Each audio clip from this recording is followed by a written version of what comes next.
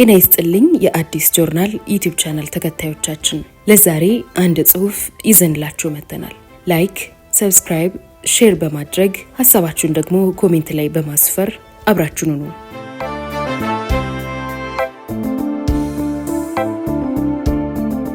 ዘመቻ አድዋና የሐውዜን ሰቆቃ። ትውልድን ያናወጠ ጦርነት ከሻለቃ ንጋቱ ቦጋለ መጽሐፍ የተወሰደ።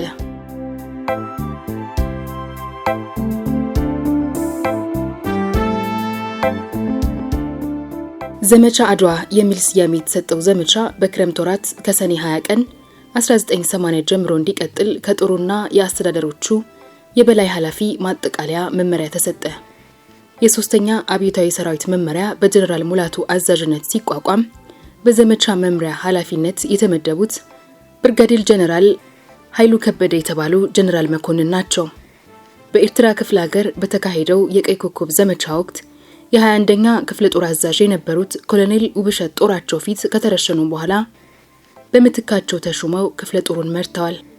ጀነራል ኃይሉ በወታደራዊ ማዕረግ በፈጣን ሁኔታ ያደጉና በጀነራልነት ማዕረግም ከብዙዎች አቻቸው ቀደምት ሆነው የተሾሙ ነበሩ። በተሰለፉባቸው አብዛኞቹ ግንባሮች ወታደራዊ ድል የሚቀናቸው ምስጉን የጦር ሰው አብዛኛውን የህይወት ዘመናቸውን በጦርነት ውስጥ አሳልፈዋል። ጀነራል ኃይሉ በበታቾቻቸውና ባለቃቸው ዘንድ ጭምር ተወዳጅ ናቸው። ከቤተሰባቸው ለረጅም ዓመታት ተለይተው ኑሯቸውን ጦራቸው መሃል አድርገው የኖሩና በሰሜን ኢትዮጵያ በተለይም በኤርትራ ውስጥ በተካሄደው ረጅም ጦርነት ውስጥ ብዙ ጊዜ ማሳለፋቸው የውጊያ ልምድ ከነበራቸው ጀነራል መኮንኖች አንዱ ነበሩ። የ604ኛ ኮር ሲመሰረት ኮሩ የተሰጠውን ትልቅ ግዳጅ የተረዱ ብዙ ወገኖች ጀነራል ኃይሉ በአዛዥነት እንዲመደቡ አሳስበው ነበር። የዘመቻ አድዋ የመጀመሪያው ምዕራፍ ተጠናቆ ሽሬን እንደተቆጣጠርን ለቀረው ወሳኝ ዘመቻ ጀነራል ኃይሉ የኮር አዛዥ ሆነው ቢመደቡ ብዙ ለውጥ ሊያመጡ እንደሚችሉ የብዙዎቻችን እምነት ስለነበር በጊዜው የህውል አለቆቻችን ተጠቁሟል። ጀነራል ኃይሉ የእዙ ዘመቻ መምሪያ ኃላፊ ይሁኑ እንጂ በአዛዦቻቸው ሁኔታ አለመደሰታቸውና በተለይም በራስ በመተማመን የሚሰራ ስራ ባለመኖሩ ስጋት እንደነበረባቸው ይናገሩ ነበር። የሶስተኛ ሰራዊት የመረጃ መኮንን ሆነው የተሾሙት ኮሎኔል ድንቅነህ መሰረታቸው ፖሊስ ሲሆን ከኢትዮጵያ ፖሊስ ኮሌጅ የተመረቁ ነገር ግን አብዛኛው የአገልግሎት ዘመናቸው በጦር ውስጥ ያሳለፉ መኮንን ናቸው። እንደሚታወቀው በኢትዮጵያ ውስጥ በምስራቅ በተካሄደው የድንበር ማስከበር ጦርነትም ሆነ በሰሜን ለአንድነት በተካሄደው ትግል የኢትዮጵያ ፖሊስ በተለይም መኮንኖች ከፍተኛ መስዋዕትነት ከፍለዋል። ከኢትዮጵያ ፖሊስ ኮሌጅ የተመረቁም ሆኑ ከበታች ሹምነት ያደጉ የፖሊስ መኮንኖች ወደ ሰራዊቱ እንዲዛወሩ ተደርገው በአዛዥነት፣ በአስተዳደር መኮንንነት፣ በተለይም በመረጃ መኮንነትና በስንቅና ትጥቅ መምሪያ ኃላፊነት ከፍተኛ አገልግሎት ሰጥተዋል። ኮሎኔል ድንቅነህም በመረጃ ስራ በቂ ትምህርትና ልምድ የነበራቸው በሰሜን ኢትዮጵያ በተካሄዱት ውጊያዎች ውስጥ ለረጅም ጊዜ የተሳተፉ በመሆናቸው የጠላትን ሁኔታ፣ የሰው ኃይል የማድረግ አቅምና እቅድ ለማወቅ ችግር አልነበረባቸውም።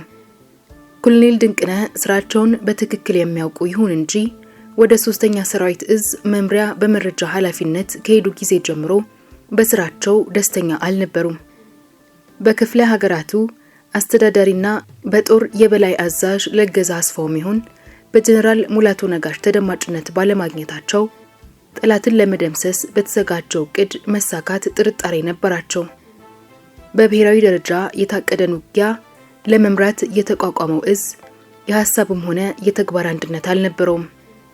ፍየል ወዲህ ቅዝምዝም ወዲያ ነው የኛ ስራ ሲሉም ይደመጡ ነበር። መቀለድና መጫወት የሚወዱት ኮሎኔል ድንቅነህ እኛ ብለናል ጆሮ ያለው ይስማ ማለት ያዘወትራሉ።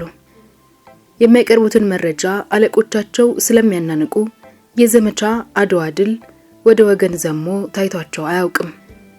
ዋናው ዘመቻ ከመጀመሩ በፊት የስንቅና ትጥቅ ማመላለሻ ዋና መስመር የነበረውን መቀሌ አዲስ አበባ መንገድ ማስከፈት እጅግ አስፈላጊ ስለነበር ከሰሜን ወደ ደቡብ አቅጣጫ ከመቀሌ የተነሳው 16ኛ ክፍለ ጦርና 16ኛ ሜካናይዝድ ብርጌድ ሲያጠቃ ከደቡብ ወደ ሰሜን ከኮረም ወደ ማይጨው አቅጣጫ ደግሞ 9ኛ ክፍለ ጦር ማጥቃት እንዲሰነዝር ተደረገ።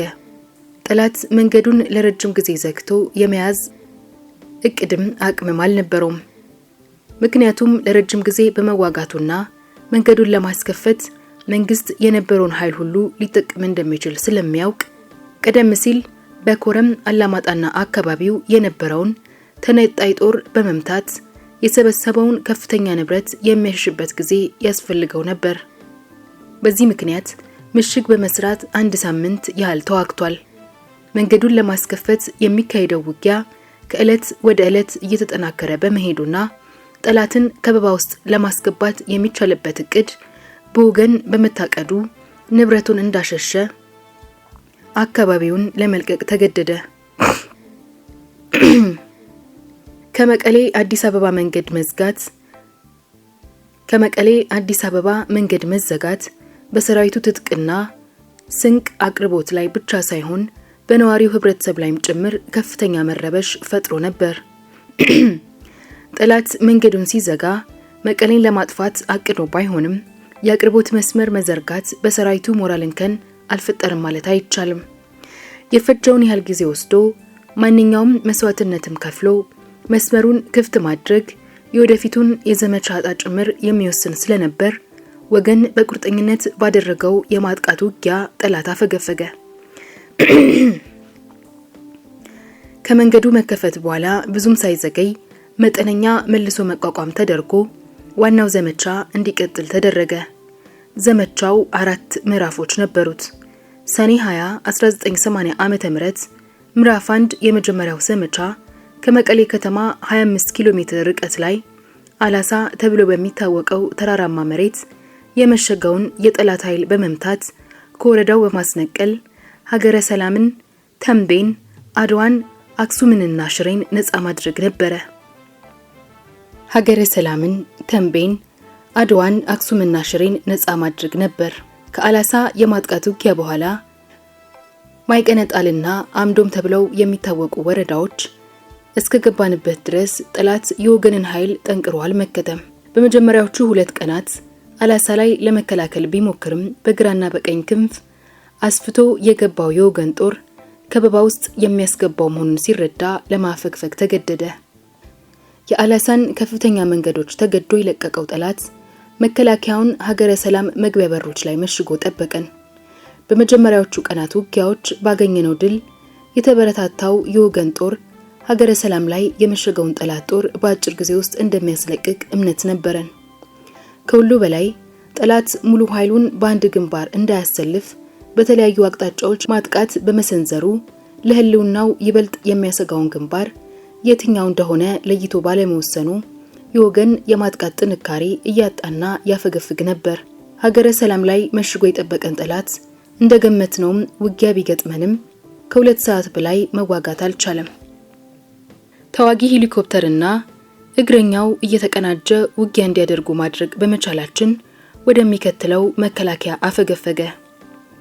ሀገረ ሰላም ከተማና አካባቢውን ሙሉ ለሙሉ ከተቆጣጠረን በኋላ የትግራይ ራስ ገዝ አስቸኳይ ጊዜያዊ አዋጅ አስተዳደሩና የጦር የበላይ ኃላፊ የሆኑ ለገሰ አስፋውና የ3ኛው አብዮታዊ ሰራዊት አዛዥ ሜጀር ጀነራል ሙላቱ ነጋሽ ከነስታፎቻቸው በሄሊኮፕተር ወደ ሀገረ ሰላም እያመሩ መሆናቸውን አስታወቁን። የዘመቻ አድዋ ማጥቃት ከተጀመረ ቀናት ብቻ የተቆጠሩ ቢሆንም የ604ኛ ኮር ግስጋሴ ብዙም ያላስደሰታቸው በመሆኑ ግፊት ለማድረግ አቅደው የሚመጡ ተደርጎ ተገምቶ ነበር። የዘመቻው ውሎ የቀናት ብቻ ሳይሆን የሰዓታት ሪፖርት ይደርሳቸው ስለነበር ከገመትነው ውጪ ሀገረ ሰላም ድረስ የሚያስኬዳቸው ሌላ ጉዳይ አልነበረም። ሀገረ ሰላምን ከጠላት መንጠቃችን እንደ ዋነኛ ድልም የሚቆጠር አልነበረም። ወደ ተንቤን ዋና ከተማ አብያዲና አልፎም ወደ አድዋ አክሱምና ሽሬ ለምናደርገው ግስጋሴ መሸጋገሪያ ብቻ ነበር። ጠላትም ቢሆን ሀገረ ሰላም ላይ የመሸገበት ዋናው ምክንያት በስፍራው ረጅም ውጊያ ለማካሄድ አቅዶ ሳይሆን ከወገን ኃይል ጋር በሚያደርገው ግጭት አቅሙን ለመመዘንና ከኋላ ወረዳውን ማሸሽ የሚገባው ንብረቶች ለማጓጓዝና ጊዜ ለመግዛት ሲሆን ሁኔታዎች ከፈቀዱ ደግሞ የወገንን ኃይል ለመምታት ጭምር ነው። የሀገረ ሰላምን ከተማ ጸጥታ አስተማማኝነት ካረጋገጥን በኋላ ጊዜያዊ ጽህፈት ቤታችን በወረዳው አስተዳደር ጽህፈት ቤት ውስጥ አቋቁመናል። ከመቀሌ የተነሱ ባለስልጣኖችም በጊዜያዊነት ባዘጋጀነው ሄሊኮፕተር ማረፊያ ላይ እንዳረፉ ወታደራዊ አቀባበል አድርገንላቸው ስለ ውጊያ መግለጫ ለመስጠት ወደ ጊዜያዊ ጽህፈት ቤታችን ወሰድናቸው። በ604ኛ ኮር አዛዥ በዘመቻና መረጃ መኮንን በቅደም ተከተል መግለጫ ተሰጣቸው። የተገኘው ድል፣ የውጊያው ጠንካራና ደካማ ጎን፣ የሚቀጥለው የዘመቻ አቅምና ግስጋሴ አቅጣጫ ተገለጸ። ከኮር አዛዥና ስታፎች የቀረበውን ገለጻ ካዳመጡ በኋላ ከፊታችሁ ያለውን አነስተኛ የጠላት ኃይል ደምስሳችሁ በ2 ቀናት ውስጥ አድዋና አክሱም እንድትገቡ ይጠበቃል እና ምን ትላላችሁ? የጦሩ የውጊያ ሞራል በምን ሁኔታ ላይ ይገኛል? ከህዝቡስ የገጠማቸው አቀባበል ወይንም ተቃውሞ አለ ወይ? በማለት የሌሎች የስንቅና የትጥቅ ጉዳዮች ጭምር በለገሰ አስፋው ተጠየቅን። በ2 ቀናት ውስጥ አድዋና አክሱም እንድንገባ የታቀደው እቅድ የተቻኮለ እቅድ ብቻ ሳይሆን ምኞት ነበር። ጠላት በጀርባው ተንጋሎ እየረገጥነው እንድናልፍ ካልተፈቀደልን በስተቀር የተራራ ውጊያውን ጨምሮ በሽምቅ ውጊያ ረጅም ልምድ የነበረው ኃይል አሳምሮ በሚያውቀው የውጊያ ወረዳ ላይ በአጭር ጊዜ ተዋግቶ መደምሰስ የማይታሰብ ነበር።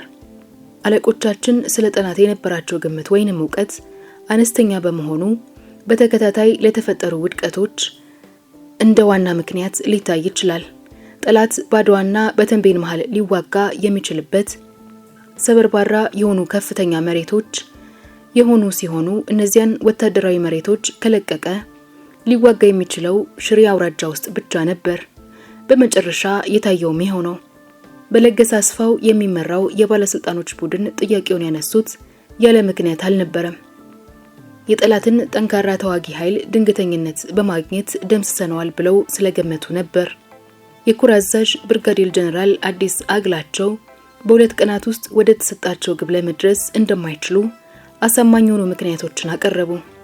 የጀመሩትን ገለጻ ከመጨረሻቸው በፊት ጣልቃ ገብተው በማቋረጥ ምንም ምክንያት እንደማይቀበሉና በተጠቀሰው ቀንና ጊዜ ወደ ተባለው ግብ መድረስ እንዳለብን ለገሰ አስፋው አዘዙ።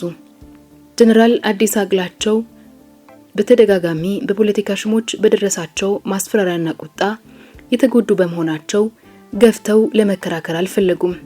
በ1969 ዓመተ ምህረት የገነት ጦር ትምህርት ቤት አዛዥ በነበሩበት ወቅት ጎጃም ክፍለ ሀገር ውስጥ በደጃዝማችነት ተከታዮቻቸው የተቀጣጠለውን አመጽና ሽምቅ ውጊያ እንዲደመስሱ ተልከው አንዱ ወይንም ሌላው ነገር አልተፈጸመም በሚል ምክንያት ከአዛዦቻቸው ሳይሆን ለገሰ አስፋውን ጨምሮ ከሌሎች የፖለቲካ ሹሞች አግባብ ያልሆነ ግዛዜ ደርሷቸዋል።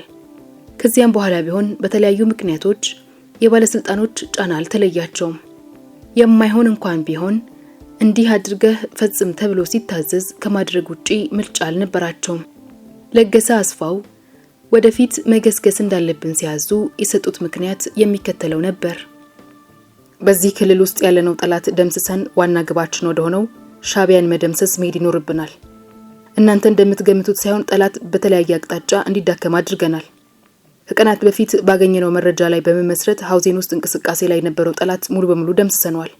በተገኘው ድንገተኝነት የአየር ኃይል አውሮፕላኖቻችን ተመላልሰው ባደረጉት ድብደባ ከአንድ ሻለቃ ጦር በላይ ጠላት ተደምስሷል። ካሁን ወዲያ እናንተ ሊገጥማችሁ የሚችለው ጠላት ሞራሉ የላሸቀና በቁጥርም ቢሆን ከምትገምቱት በታች የሆነ ነው። ስለዚህ ምንም አይነት ምክንያት ልታቀርቡ አትችሉም። ከዚህ በኋላ ሊወጋችሁ የተዘጋጀውን የጠላት ኃይል ነውና የደመሰስ ነው። ግስጋሴያችሁን ሊገታ የሚችል ኃይል አይኖርም። ይህንን ለመላው የኮር ሰራዊት ላበስር ስለምፈልግና ጦሩንም ስለማነጋገር ለጥበቃ ከሚቀሩት በስተቀር ጠቅላላው ሰራዊት እንዲሰባሰብ ፈልጋለሁ ብለው ትዕዛዝ ሰጡን። ጀነራል አዲስም የሆኑ ስታፎቻቸው በዜናው አልተደነቅንም ነበር። ምክንያቱም በአውሮፕላን ድብደባው የተገለጸውን ያህል የጠላት ሽምቅ ተዋጊ ኃይል ሊደመሰስ እንደማይችል ከልምዳችን እናውቃለንና።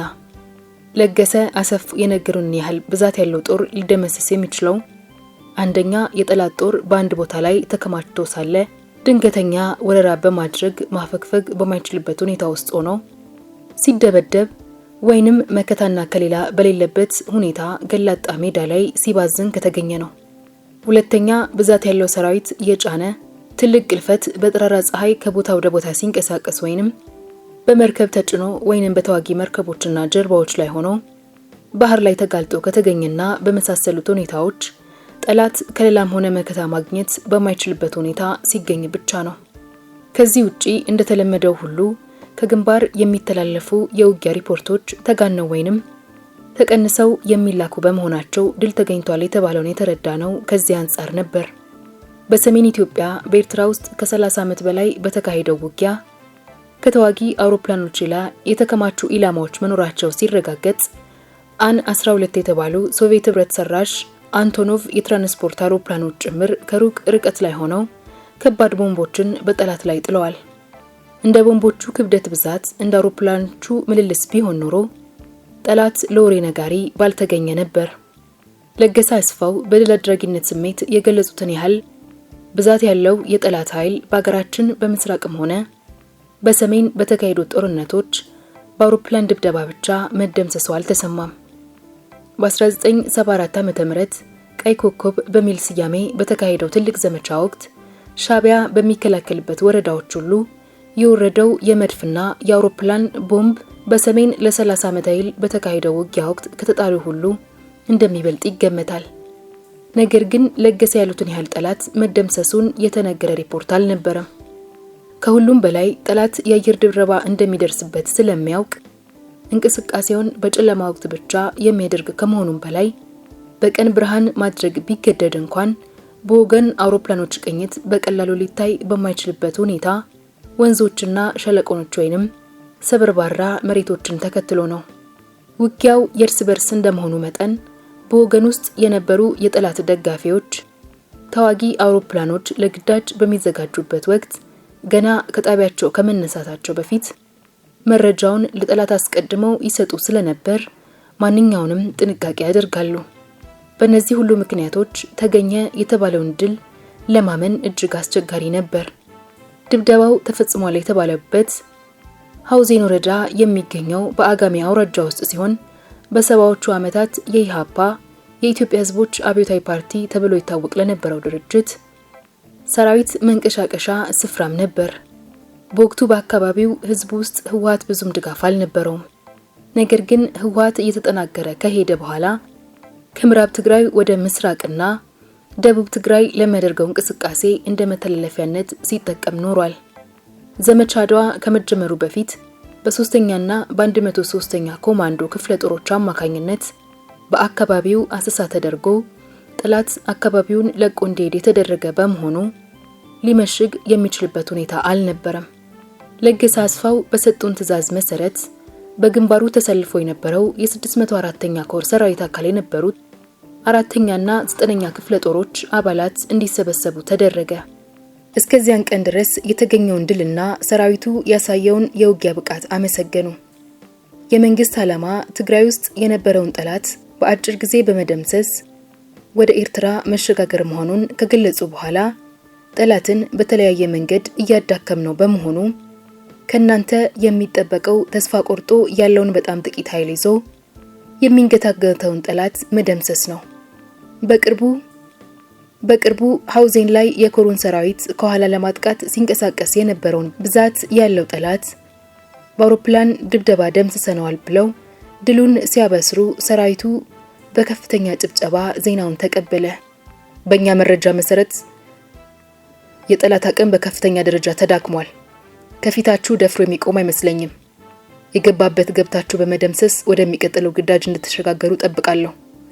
በማንኛውም ነገር ድጋፍ ለማድረግ ከጎናችሁ አለሁ በማለት የማነቃቂያ ንግግር አድርገውና ጥሩን አስጨብጭበው ተመለሱ። ለገሰ አስፋው ደምስሰነዋል ስላሉት ጠላት ዝርዝር ሁኔታ አልነገሩንም። የ604ኛ ኮር ድብደባ ተካሂዷል ከተባለው ሐውዜን ርቆ በመገኘቱና ቀድሞ የተነገረውም ነገር ባለመኖሩ ስለ ሁኔታው ሊያውቅ የሚችልበት መንገድ አልነበረም። በወቅቱ ተደመሰሰ የተባለው ጠላት እንጂ በስተትም ይሁን ጠላት ከለላ በመስጠታቸው ህዝቡ ላይ ሆን ተብሎ ድብደባ እንዲፈጸም ስለማዘዛቸው የተሰጠ አንዳችን ማረጋገጫ ወይንም ማስተባበያ አልነበረም። ከዕለት ወደ ዕለት ግን የሐውዜን ጉዳይ በህዝቡም ሆነ በሰራዊቱ ውስጥ ጉንጉምታና ቅሬታ እየፈጠረ ሄደ። ሻምበል ኃይላይ በየነ የሚባል መኮንን ወላጆቹ ጋር ደርሶ እንዲመጣ በወቅቱ ፈቃድ ተሰጥቶት ነበር። መኮንኑ በአራተኛ ክፍለ ጦር የ111ኛ ብርጌድ የፖለቲካ ኃላፊ ነው። በሰራዊቱ ውስጥ ለረጅም ጊዜ ያገለግልና ልምድ የነበረው ታታሪ መኮንን ነው። ተወልዶ ያደገው ሐውዜን ወረዳ ውስጥ ሲሆን ድብደባ ተፈጸመ እስከተባለ ድረስ ወላጆቹ እዛው ነበሩ። ሻምበል ኃይላይ የተሰጠውን ፍቃድ ጊዜ ጨርሶ ሲመለስ ጥሩ ስሜት ውስጥ ሆኖ አልነበረም። ሽሬ እንዳስላሴ ከተማ ውስጥ በሚገኘው ቢሮዬ ድረስ መጥቶ ሁኔታውን እንዲህ ሲል ገለጸልኝ። ፈታኝ የሆነ ሁኔታ ውስጥ እገኛለሁ። ትግራይን እንገለጥላለን ብለው የተነሱትን ወገኖች እየተዋጋው ነው። ለኔ የኢትዮጵያ አንድነት ለድርድር የማቀርበው አይደለም። ነገር ግን ቤተሰቦቼ በአውሮፕላን ተደብድበው ቆስለውና ሞተው ስመለከት የምዋጋለት ዓላማ እንድጠራጠር አድርጎኛል። ሽማግሌ የሆነው አባቴ በድብደባ ቆስሏል። ሌሎች የሞቱ ዘመዶችም አሉኝ። የውጊያ ሞራሌ ተነክቷል። በመንፈስም ጥሩ ሁኔታ ላይ አይደለሁምና ከዚህ ውጊያ ግንባር ወደ ሌላ ቦታ መዛወር ፈልጋለሁ።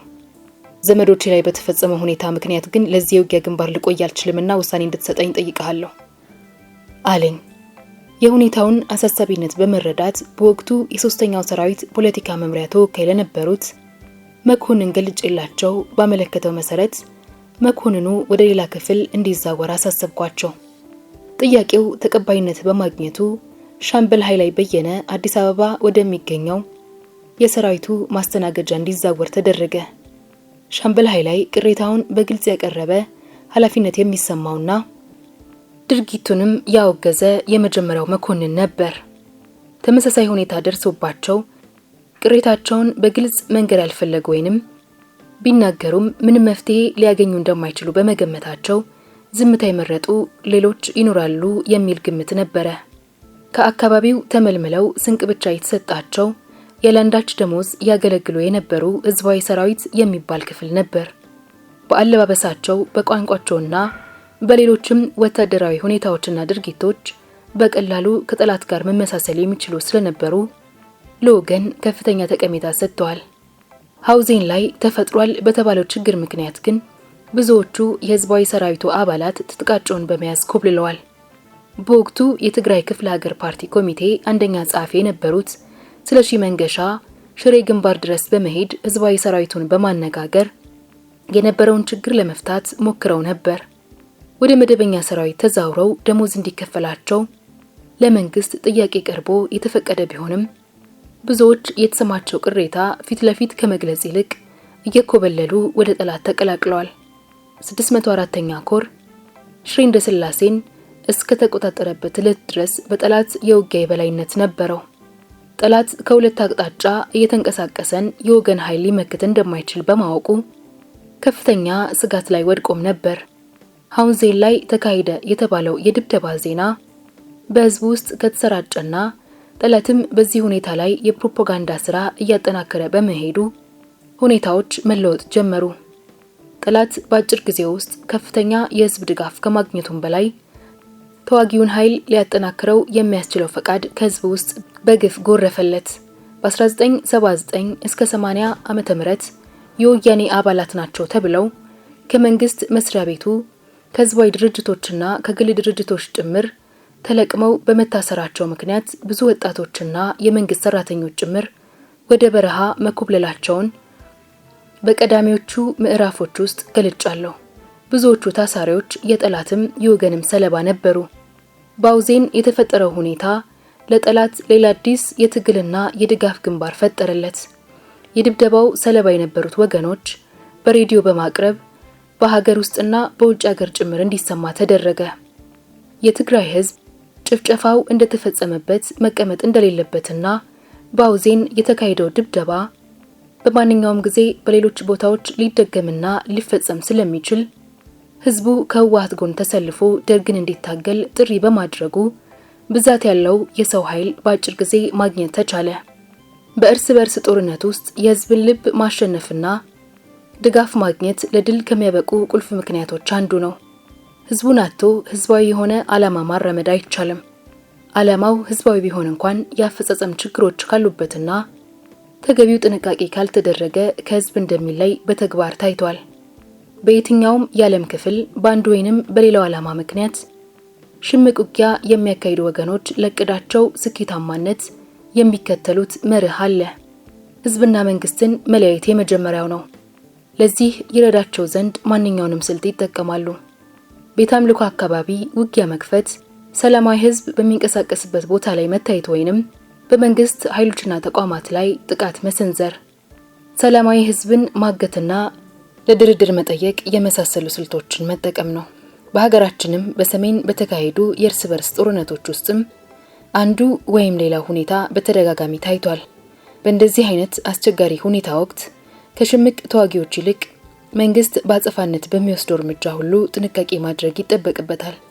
ጠላት ተገኘ በተባለበት ቦታ ሁሉና በተለይም ሰላማዊ ህዝብ መሃል ጭምር ድብደባ ማካሄድ መሰሱ ብዙ ነውና በተለያዩ የዓለም ክፍሎች በተካሄዱ ጦርነቶች ተመሳሳይ ስህተቶች ተፈጽመዋል።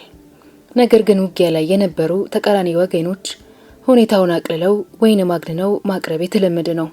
ኢን ዋር ትሩዝ ኢዝ ዘ ፈርስት ካዡዋሊቲ ያለው ኤከልስ የተባለ ግሪካዊ የመድረክ ትዕይንት ደራሲ ባለቅኔና ወታደር ነው።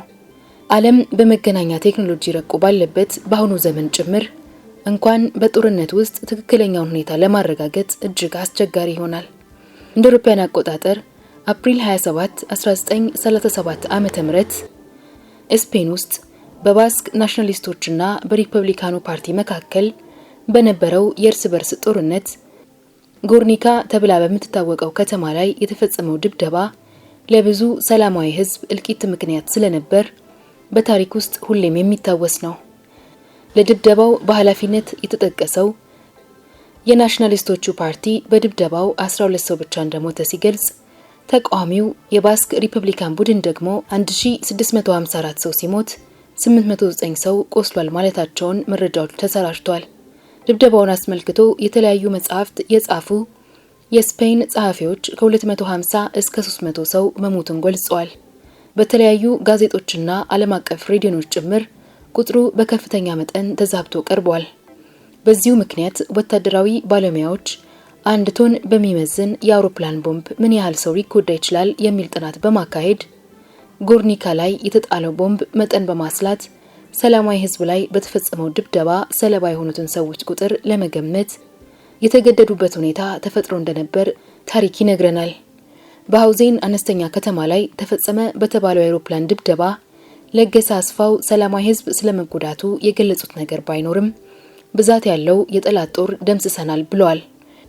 ጄኒ ሃሞንድ የተባለች እንግሊዛዊ ጸሐፊ ፋየር ፍሮም ዘ አሽስ ኤ ክሮኒክ ኦፍ ሪቮሉሽን ኢን ትግራይ ኢትዮጵያ 1975 እስከ 1991 በተባለው መጽሐፏ በቦታው በመገኘት የተለያዩ ሰዎችን በማነጋገርና በወቅቱ ከነበሩት የህወሓት መሪዎች ካገኘችው መረጃ በመነሳት ስለ ሃውዜን ድብደባ አስፍራለች። መጀመሪያ ላይ 1500 ሰዎች እንደሞቱ የተነገራት መሆኑን ገልጻ በቦታው ተገኝታ ባጠናቀረችው መረጃ መሰረት ደግሞ በሞትና በአጠቃላይ በተጎዱ ሰዎች ቁጥር ላይ አንድ አይነት ስምምነት እንዳልነበራት ጽፋለች። በይፋ የተነገረው ቁጥር 1800 ሰው መሆኑን አስፍራ 1300 ያህሉ ከሃውዜን መንደር ብቻ እንደሆነና ቀሪዎቹ ደግሞ ሊገበዩ ወደ ከተማ ሄደው የነበሩትን ይመለከታል ብላለች። በሌላ ቦታ ላይ በርሄ የተባለው ሰው እንደገለጸላት በጠቅላላው 2500 ሰው እንደሞተና 1300 ያህሉ ከሃውዜን ብቻ እንደነበር አስፍራለች። በዚህ አይነት የተጎዳውን ህዝብ ቁጥር የተለያዩ ምንጮች በተለያየ አሃዝ ገልጸውታል። ስለ ሃውዜን ድብደባ በወቅቱ በመንግስት የተነገረ አንዳችም ይፋ መግለጫ አልነበረም። ነገር ግን የተጎዳው ህዝብ ቁጥር ተቀንሶም ሆነ ተጋኖ ይነገር እንጂ በማንኛውም መልኩ ሰላማዊ ህዝብ ላይ የተፈጸመው ማናቸውም ጥቃት ተቀባይነት የላቸውም። በሃውዜን በሰላማዊ ህዝብ ላይ ተፈጸመ በተባለው የአውሮፕላን ድብደባ ምክንያት በመንግስት መግለጫ ባለመሰጠቱና በስህተት ተፈጽሞ ከሆነም ይቅርታ ባለመጠየቁ በትግራይ ውስጥ ከ1980 ዓ.ም በኋላ በተካሄዱ ውጊያዎች ላይ ሁኔታው ከፍተኛ ተጽዕኖ አሳድሯል። መንግስት ከህዝቡ የነበረው ድጋፍ ሁሉ ተሟጦ በአንድ ወቅት ደጋፊዎቹ የነበሩት ሁሉ ሳይቀሩ እንዲርቁት ምክንያት ሆኗል። በተቃራኒነት ይዋጋ ለነበረው ኃይል ደግሞ ለተቃውሞ ምክንያት ሌላ ማረጋገጫ ሆኗል። የሃውዜን ድብደባ ጉዳይ በትግራይ ክልል ብቻ ሳይሆን በመላ ሀገሪቱ ውስጥ አነጋጋሪ ጉዳይ እየሆነ ሄዶ ለፕሬዝዳንት መንግስቱ አስተዳደር መውደቅ ሌላ ማፋጠኛ ምክንያት አልነበረም ማለት አይቻልም። ለዛሬ አበቃን።